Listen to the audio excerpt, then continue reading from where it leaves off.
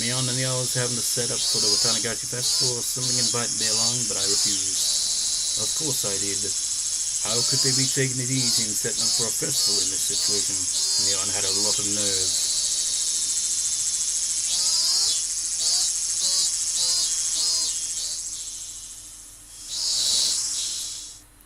The first thing I did when I got back was take a shower, not because I wanted to wash off sweat. It was because I wanted to be even calmer. Sorry, I understood this. The kill Nightman would be so very easy. The really hard thing would be not getting arrested for it, so they could get our peaceful baby back. As I thought about it, I realized it wasn't easy. Japan's police force has the highest arrest rate in the world. Hey. Well, this is 1985. Maybe it's changed since then. Or 84, I don't know what year it was. A need to deceitfully pull off the perfect crime, and it couldn't be a half-hearted attempt. Still, it wasn't 100%. Even the best police force in the world couldn't have a 100% arrest rates. I've read a lot of articles on trials with people brought up on false charges. They do a lot to determine whether they really were false accusations, but figuring out who the real criminal is usually out of the question. And that meant perfect crimes did exist. In fact, perfect crimes are sort of like works of art. They could even be respected and revered. We just have to look at the inundation of mystery novels everywhere throughout history. Speaking of which, I remember, I think it was an article on Listverse, and I think it was in the comment section. Or maybe it was actually on the list. But yeah, I think it was actually on the list itself. Like some crime novelist actually wrote a novel about the murder crime they'd actually committed. It's just like, what are you, fucking stupid? They dealt with all sorts of difficult to solve incidents involving secret rooms and alibis and stuff, but they all wanted to show one beating. They wanted to show the beating of a perfect crime. There was something divine in the flawlessness of the word perfect. Yes, perfect crimes are schools of the gods. And in that sense, the steel freak deaths they were calling curse or that. I understood they must have been a wretched god. Each one appeared to have been resolved, but they couldn't stop from happening every year. Yeah, skills belonging to the gods. Skills of perfect crime. And I would be sitting up there and with all the boys who were found a series of perfect crimes 4 years in the run. If I were to put it burglary, I was challenging a god. Who had less would be needed to make the decision, but I needed to be calm, cool as an ice that would stand the god. To him like a flame, but as systematic as ice. Starting now, I fear it needs to retain both of those ideas. Modeling my crime victims in the booming mystery novel wasn't actually a bad thing to do with him. Sometimes kidnapping, resolving, disturbing original efforts made it into the newspaper reviews as a basic novel after the person was arrested. Something like that made it into reviews. Day and night for a very long time, mystery novel offers polished and refined and most fantastic artistic crimes. We thinking that could be a shortcut to plan the perfect crime in a short period of time. Of course, I haven't read enough mystery novels to act all high and mighty about them. Oh, I remember now. The one who really liked mystery novels was my mum. Yeah, I think that was mentioned that she likes to read mystery novels. She read every well-known mystery novel from overseas, from past and present. Every time she watched mystery shows, she would always criticize them as having cheap tricks or being poorly thought out.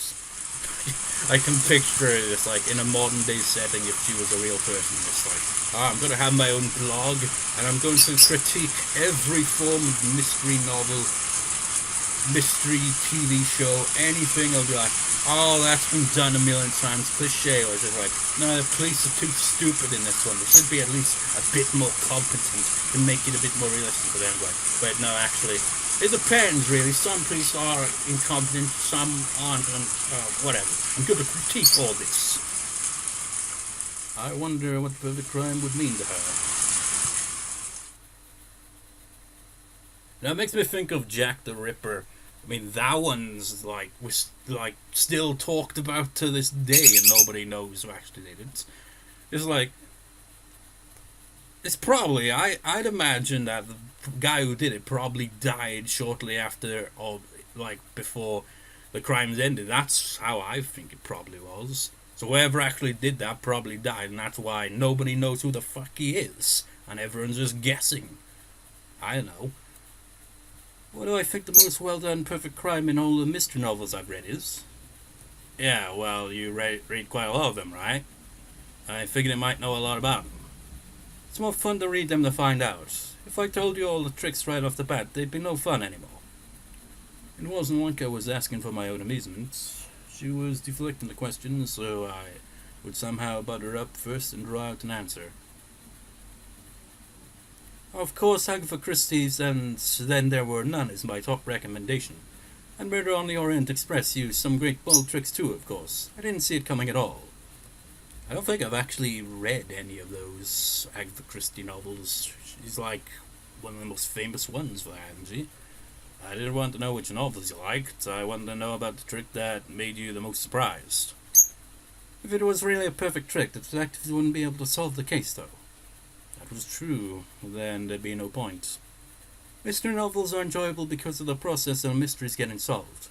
If it was unsolvable, it wouldn't make a very good topic for a novel. I get it. Yeah, you're right. If the main character can't solve it, it wouldn't be much of a story, huh? It'd be one of those endings where it just like swerves you. It's just like, oh yeah, you gotta figure it out, and then they have a plot twist ending. That's more fitting for a horror freaking novel, really, isn't it? It's like, but then they couldn't catch the one behind it.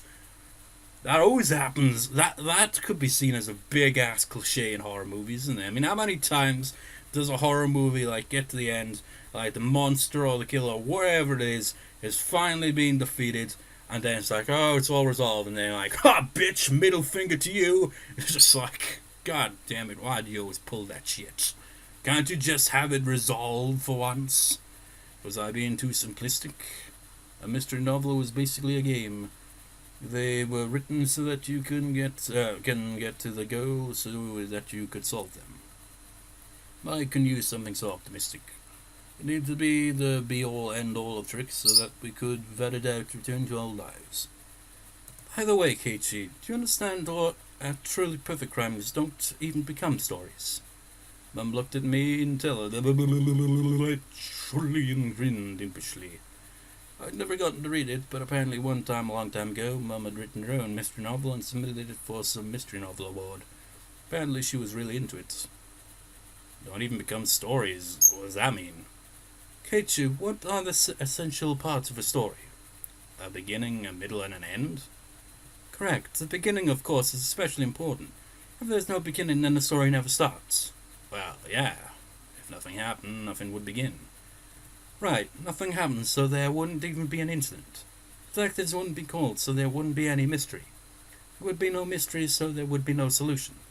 In other words, it would be the ultimate perfect crime. Wait a second. Could you explain that again?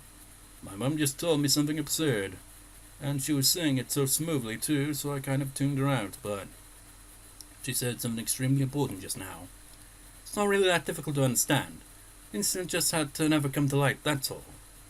Just has to never come to light. For example, how about this? Say there's an old man living deep in a forest nobody goes into. Uh-huh. And one day the old man gets killed by an axe.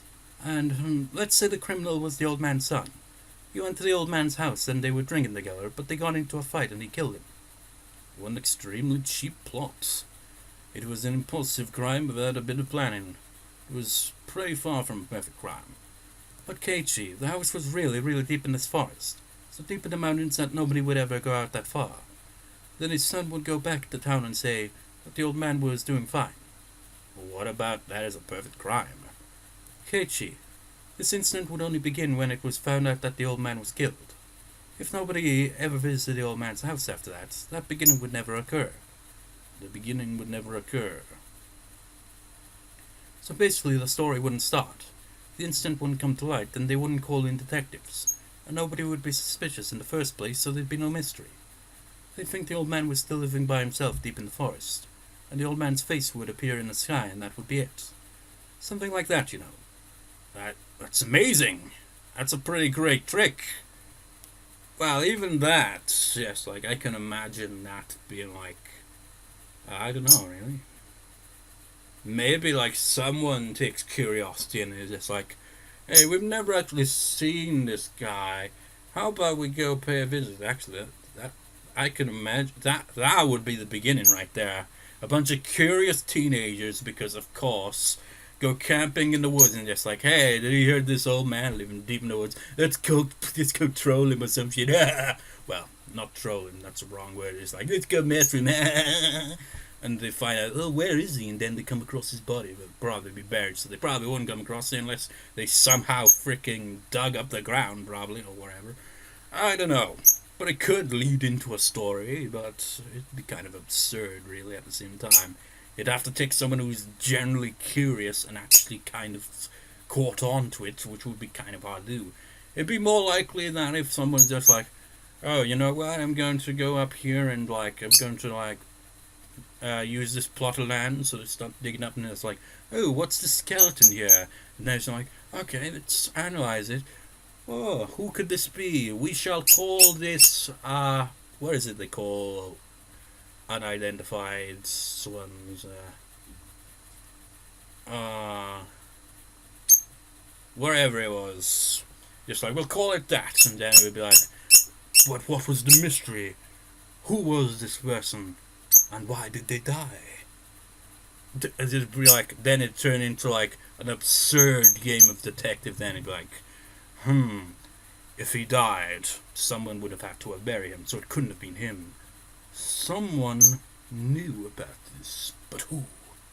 And then it'd be like, it all comes back to that guy. He's the only guy who went there. How suspicious. Too bad this is taking place 100 years after the plot. It's like, fuck, we can't figure it out now. I know. But it wouldn't be a novel. Mystery novels are far more are for entertainment, after all. They can't be instruction manuals for perfect crimes. I was trying hard to talk cheerfully to fool her, but inside I was excited. Special tools, strange geography, mysterious drugs, traps involving huge sums of cash, none of them were needed for perfect crimes. One thing was that there wasn't a beginning. As long as the incident didn't come to light, it would be fine. Speaking broadly, if I could kill him without anyone finding out, and dispose of the corpse somewhere no one could find, it would basically already be a perfect crime.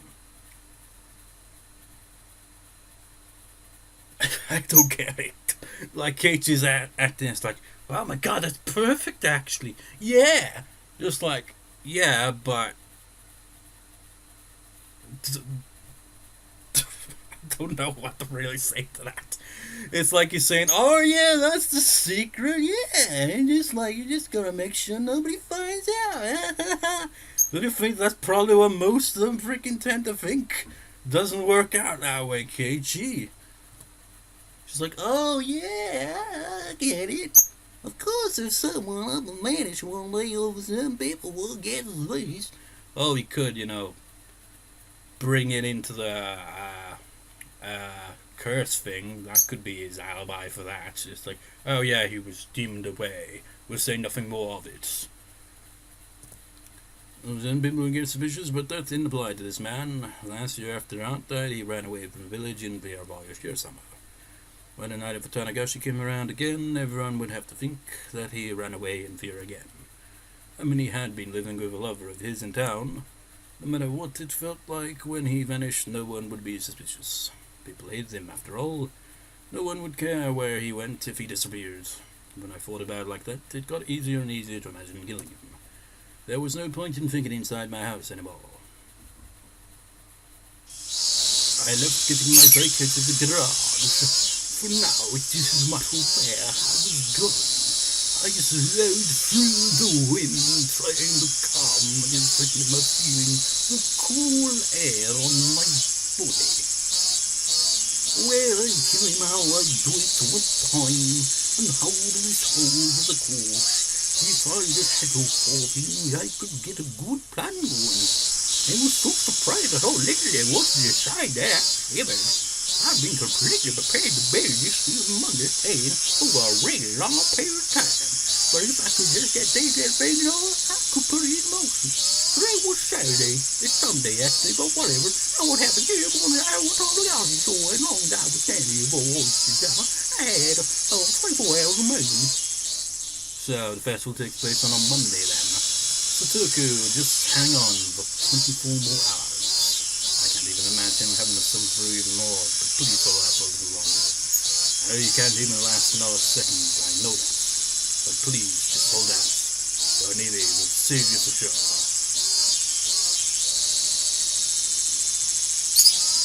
Outside, it was still early enough for the cicadas to be crying. Early, afternoon. Now, come to think of it, I saw cicadas in this dictionary a while back. Cicadas... I can't remember what it was. It wasn't mushi. Mushi, I think, means insects. Speaking of which, like I mentioned the anime every time, Mushishi. So, what the hell would that even translate to? Mushi means insect. And again, like with Higurashi here, it has shi on the end. So that's clearly, gives it some kind of relevance to that. And I don't know what it means in that kind of context. But Mushishi is it's a profession really in Mushishi. It's like you got Ginkgo, he's a Mushishi or something like that. Which is someone who specializes in Mushi, which translates to insect, but in the world of Mushishi, Mushi are kind of like insects in a way, but they're a variety of different creatures that are kind of abstract mostly in nature, and most people can't see them. It's kind of interesting, but anyways. Is it in here? Well, it is in here, I just can't remember what it was. I remember seeing cicadas in here, not physically appearing in my dictionary, because that'd be weird as fuck, but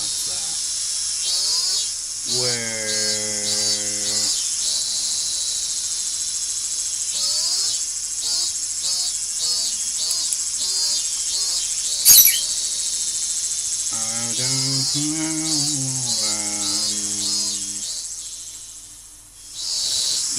I can't remember. Wait, actually, maybe it was an R syllable.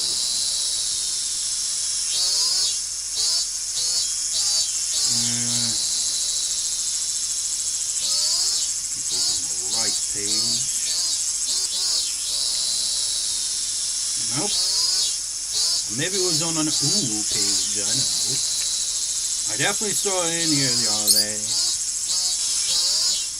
I can't find it. Whatever.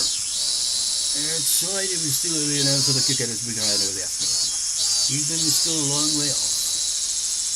I looked at the sky at some point, it had gotten cloudy.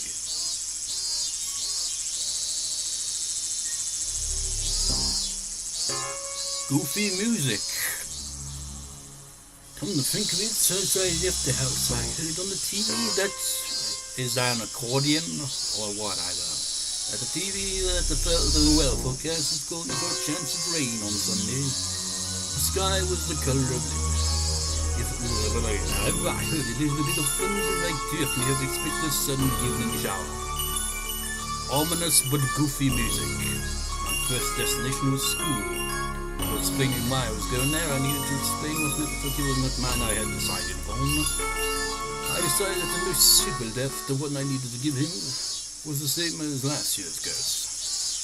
Same as the punishment their aunt had received, being beaten to death. When beaten to death be somewhat unreliable, you may think that stabbing him with a blade would be more reliable, but that was something I had chosen after a lot of thought. You just need to think realistically, is the law prohibited carrying any blades longer than 10 centimeters, I think. For the blades available to me, they were long enough for a limited thing shorter than a ruler. You can probably understand how tricky it would be for such a short reach to go up against an opponent that might fight back. In that case, using a weapon with reach would be far more effective. Might not have the same precision, but you just have to hit the guy until you kill him. Both options resulted in death. That settled, what is the weapon with the most terrifying force behind it that is also easy to carry around? By this point, you should immediately think of the metal baseball bat. I don't need to explain how terrifying a metal baseball bat can be as a weapon. Well, the special note is the fact that you can carry one around in broad daylight and not be thought of as suspicious. Just those 2 points would have been enough to fuse Melbat. But there was one more reason for choosing the Melbat in particular. I will speak about it later. What is with the way Keiichi's going about this? It's like he's breaking the fourth wall a bit there, isn't it? It's like, I will speak about this later. It's like, yes, I will tell you about it later. You reader. After school that Saturday, my classmates were still having fun playing in the schoolyard. I could show up there and it would be the same as always, so nobody would think I'm suspicious. Or maybe just thinking in that kind of way where it's like, here's my plan, right? To no one in particular. Getting my hands on the weapon without looking suspicious was actually a factor I can ignore. It is 10 o'clock. So, yeah. Don't know how much further into the scene we'll go before I wrap it up. I still might record, a bit of like random voice acting going on part, but I don't know now because it's so late. It's like 10, so yeah. Probably won't, but maybe, I don't know. Depends. I didn't normally play baseball, so if I went to a sports store looking for a metal bat, it would definitely be a suspicious. I know at the beginning of the story, so I need to be really careful about it. Charlotte School, a location to which my parents wouldn't be suspicious, so I would acquire the weapon. I checked inside the classroom, hit the window, let it go, so pardon me, there was nobody there. The only students who would stay in there were me and the others, when we went on activities. Embarrassed, the classroom at school was just an empty, unused room. Glancing around nervously, as if I'd just gone beyond something I'd forgotten, I casually went in the entrance. It looked like the teacher was busy with paperwork in the teacher's lounge. I didn't see her in the hallway. Eventually, as quickly as a shadow, I entered the classroom. The empty room was full of strange, stagnant air that you couldn't feel normally. An empty classroom with nobody here. Maybe while no one was around, the desks creaked their out of their own accord, letting the floors clean up dirt. If I suddenly stepped into a place like that, would the desks in their surprise fly at me, crush my bones, and eat me alive? I don't know why, but this is making me think of Corpse Party a bit. It's like, I don't know. I don't know why. Maybe it's the goofy music, but I'm not sure if Corpse Party even had a goofy soundtrack to begin with. I don't know, it just made me think of that for some reason. It's like, yeah, instead of piano wires, Keiichi, it's desks. That's ridiculous. Greg had wasting valuable thinking time on stupid delusions. The students' lockers were lined up in the back of the classroom. The one I was looking for wasn't my own. It was a forbidden locker, one I had actually discovered one day. Here it is. Hojo. This has to be it. One person has one locker, then why would only Satoko have two? I'd made a fuss about it once. After that, I learned it was Satoshi's locker and he had the same last name as her. Well, duh. But of course, even though it was a locker for a student no longer here, looking inside was still a shameless act. But one time, I let my curiosity get the better of me and took a peek inside. Inside it was average and worthless. At the time I hadn't even been interested, so until now I'd forgotten what had been in it. But now that I had, dare I say it, awakened, I remembered the thing that had been there. A vibrator, no. Screep!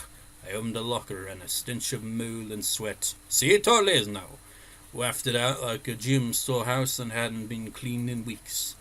My face puckered up at the stench, but I looked for it. Yes.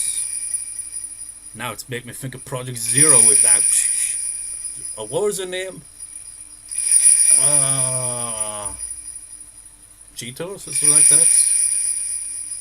That one girl that has the bell in Project Zero 2. Or Fatal Frame 2 if you want to look at it as the American version. Why do they always do that with series? It's like, oh no, we're gonna have different names for it. I mean, it's different in each country. In Japan, it's called Zero. In like UK and Europe, it's Project Zero. In the US, it's Fatal Frame. I mean, fail frame is like the, where you actually, get a perfect picture of a ghost where it knocks them way the fuck back.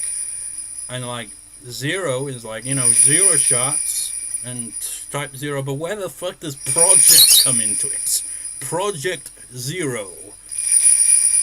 That one doesn't even make sense, really. Anyway, Satoshi was on Coach's baseball team. Inside the locker was Hinami's now fighter's uniform. And it's the one Satoshi used, metal bats. Yes, that was the reason I wanted to use this bats. This murder would be carried out by me, but this wasn't originally my road. It was Satoshi's. But I would stand in for him and call myself Satoshi's Nini. And it was one of the rules for standing in for him. Oh, okay, so here's your rules for standing for Satoshi, alright, Keiichi? Okay, now bear with me on this. First, never make Satoko cry. 2, always be there for her. 3, batter her uncle with a metal bat. Just like, okay on the first 2, but what's with the third one? I reached for the metal bat and grasped it firmly. It was light, and yet its tip had heft in it enough to easily imagine the horror if I brought it down with all my might. Satoshi, I'll give you one last chance to save your sister. Lend me your strength. You're a coward, but I will stand in for you. I just noticed, look at that. Doesn't that look like a face? It looks like, what are they called? Maui heads? Kind of makes me think of those. It's like, oh, look, it's like, we are 2 faces in one. It's like, hey, what's that kid doing over there with that male bat? So if you still care even a little bit about her, you will lend me your strength. There is no more suitable weapon in the world for putting that man to death than your bat. Now I just need to figure out where to hide it. Tomorrow before the act, I would just stop by the school grounds, because I couldn't ignore the possibility someone would see me bringing it home and think it was strange. But if I left it here, that wouldn't be a problem. Plus, tomorrow was Sunday. Not only that, it was the day of the biggest festival in the whole village. Nobody would be coming to school. I left at the entrance and went over to a construction vehicle park nearby. We'd been warned by our teacher not to touch it just to laugh, so none of the kids would come near the vehicle either. They wouldn't, because if she found out they touched it, they'd be in huge trouble. I quietly hid it in the shadow of the vehicle. The chance of someone operating the vehicle tomorrow was slim to none, because tomorrow was Sunday. Government workers had a day off, and from what my classmates had said, the thing has been left here for years now. Machines that hadn't been moved in years. You can't just suddenly start them up again. So Zoom was definitely fine in this case. The sunlight was piercingly hot. My head grew faint from it. Had the heat been this harsh for the entire day? A moment of dull pulse like this was a moment of carelessness. I gave myself a couple of hits in the head, then looked around warily. Okay, next, how to dispose of the corpse. Higurashi! When they cry murder. Disposing of the corpse is the ultimate way not to create a beginning, was in order the corpse be found. It was even more important than killing him. Thinking out vaguely, the first thing that came to mind was a swab. Only got 14 dreadful bottle of swamp rivers even now that appeared in the legends of Watanagashi village. Yes, that swamp called Watanagashi was there first, and then the village took its name to become Watanagashi village. And I went to this swamp. What is with that voice? The origin of Watanagashi village. It's like I'm doubling up on being stupid with the voicing because of the previous freaking scene with all that shit. It's like, and this is more obviously serious as well, but just like I can't help it, man. Gotta relieve the freaking the tension from that previous scene. The origin of Watanagashi village. No one, no matter who it was, would float back to the surface of this bottomless swamp. Everyone would be swallowed down into the land of the demons below the earth. That was how the stories went. Though was trying to copy our insurance subsequence, then I felt that Fury demanded I discard the remains and the weapon into the swamp. But the mayor said it's bottomless, but I didn't actually know. And people say large creatures like humans produce a lot of gas when they rot, grant a lot of buoyancy. They fought their way up, I guess. It was why using fairly heavy objects to hold people down didn't work. Come to think of it, with the curse the year before last, Rick Chanball drowned herself in the swamp. And the criminal behind the dismemberment that went missing the year of the first curse too, was rumored he'd tried to discard the body in the swamp and accidentally drowned in it. I never heard of the corpse coming back up or them finding it. Then shouldn't I choose to discard the corpse there too? I could discard the weapon, yeah. The bye-bye. Then, for example, if her uncle came out on a motorcycle and attacked, it would be convenient to get rid of the bike too. I knew that Stoker's uncle generally used a motorcycle for transportation. But as for the corpse... After a lot of worrying, I decided not to discard the corpse in the swamp. The drowning, suicide, and accident were both rumors, and nobody knew if they'd actually happened. There were no lack of false rumors about the drowning and suicide anyway, and it was possible the murderer hadn't drowned there and was still on the run. That meant no one had ever confirmed the corpse being dropped in there and not coming back up. Then, what would I do with the body? I thought it might be interesting to go with the first incident, cutting to pieces and hiding him, but the preparation and work for dismembering a human body would be difficult given the amount of time I had. God damn, man, Keiichi. I know you want revenge, but Jesus Christ, you're thinking about it so casually. It's like, oh yeah, we could. It's like, if I had time, yeah, guess I could. With that out of the question, I arrived at the conclusion to go with the more orthodox method of burying the body. Then where I would bury it was a question related to where I would kill him. Of course, I wanted to keep my time and proximity to the body at a minimum. With that in mind, I would want to dig the hole to dump the body in beforehand and to make the location of the act and the hole close together. The choice of where to plan the crime that I needed to be absolutely careful and thorough with. It had to be somewhere nobody would witness it, and a place with hiding places for a sneak attack. I could dig a hole for the body right there. I go over the possibilities in my head of the various destinations our uncle would head to from Satoko's house. I imagined a map of the area in my mind, and then I found a place that fulfilled those conditions so easily it was almost unbelievable. A bit of a back road that went through the woods. I didn't think our uncle would go deeper into the mountains of Higurashi. On a whim, if he was going somewhere, he'd pass through these woods first. But nobody used this back way unless they had something to do at Satoko's house or one or two other places. This path was fantastically ideal, as few people used it. I would wait for it in these woods, where an ambush actually be possible. I went into the trees and tried really hiding myself in new places. It was extremely quiet. My senses could be sharpened here to the maximum amount. I didn't know where he'd come, but I'd wait right here for the focus on. I actually had some trouble coming to that decision. The question arose of whether I would somehow call the man out. Was there a risk I'd be taking by luring him here? That man made Satoko do all the shopping and errands. Seldom left on his own business. He wouldn't leave unless I worked out a plan to force him to, would he? That was the question. Tomorrow was the Watanagashi festival. Would he go out for the festival or would he stay inside? If he stayed inside, how would I drag him out of his house? That's right. Wouldn't he let Satoko go to the festival? Satoko would go to the festival. Meanwhile, I would call the man. This is the only police station. We have the young lady from your house. Could you come and pick her up immediately? It didn't even have to be the police. This is the clinic. The young lady from your house has been injured. Please come and pick her up.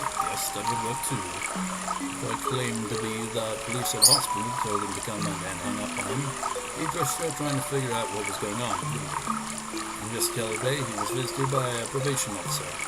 He wouldn't suddenly grumble about having to get his niece and not go. It would look like child abuse. The man had no skills useful around the house. Stoker's slave was an essential part of his daily life. Conclusion.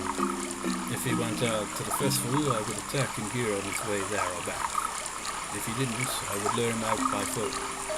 after learning the map by phone was my first step, I needed to be sure Satoko could go to the festival and leave my house. It would be convenient if I could make Mion take Satoko to the festival. She said her aunt was a district welfare officer. In other words, an ally to the probation officer. I somehow incited Mion to take Satoko to the festival with her. Well, being who she was, she'd use that fact and get her there. Satoko should just take a break and have fun at the festival of Everett. She should have a good time, reminisce on our former peaceful days. And when she went home, everything would be over. Yeah, that would be the best outcome. And I decided I needed to dig a hole somewhere in the woods to hide the body. So it wouldn't stand out, so it wouldn't be found. Some police nobody would see me while I was completely exposed as I buried the corpse. Can you imagine someone just walking by when Keiichi's doing that, and he just gives him that look, you're just like, yeah, keep walking. It's like, I didn't say anything. I had wanted it to be close to the scene of the crime, but it naturally grew further away.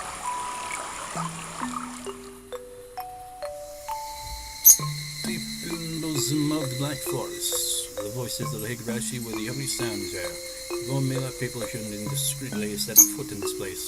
Like, hey, fuck off! You come down here. You need to get a permit, man. It's like, but I live in this village and just go for a walk. It's like, no, you need a permit. Why do I need that for? I don't even know what I'm fucking talking about. Digging a hole, huh? Digging a hole with so many tree roots crawling around the ground would be far more difficult than I'd envisioned. She's like, hey, watch it, man. Get away from my roots, bitch. I snuck a gardening spade out here in my bag, but that wouldn't be enough. Still, as I looked into various approaches, I managed to find a place I could dig in. Tomorrow I had to bring a real shovel from the storeroom at home. I'd managed with that. I wondered how big a hole would have to be to fit a human all the way into it. You know I haven't really, I've been kind of compared to the first scene in this recording, where it's freaking serious, where it's oh god, no. I've kind of it's suddenly I'm just rambling on and being comical with the voices, kind of lighten the tension and all that. But here's another one. I'm just picturing Keiichi. It's okay, let's see if we can do this. It's okay, I'm gonna dig a hole with one of those spades that you use to make sandcastles. It's oh, why isn't it working? I'd probably have to dig pretty deep down. But if I was slipshod in those efforts, I'd let a beginning occur. Absolutely couldn't allow that.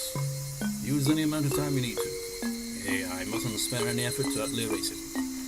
It's nearly 20 past now, man. I glanced at my wristwatch. How fitting is that? It's a little past 6. No, it was nearly 20 past 10. This was probably all I was going to get done here for today. I really wanted to dig the hole in advance tonight, even if it got dark out, but Mum would be upset if I stayed out that late. It wouldn't be good to come off suspicious to my parents. Come on, scene, you're dragging out. I need to go back home and give me on a call soon. I need to get her to promise to take her by tonight. After that, today would be done. Done. Would it be, though? Is this really everything I could do to prepare right now? I decided where to kill him. I decided how to kill him, and I decided, of course, how to dispose of the body. I didn't decide on a time, but I would play that by ear. I didn't have a way to decide that. Is that really all? Is this really alright? Have I overlooked anything? Would this really go how I planned? After all this, worry started welling up one after another.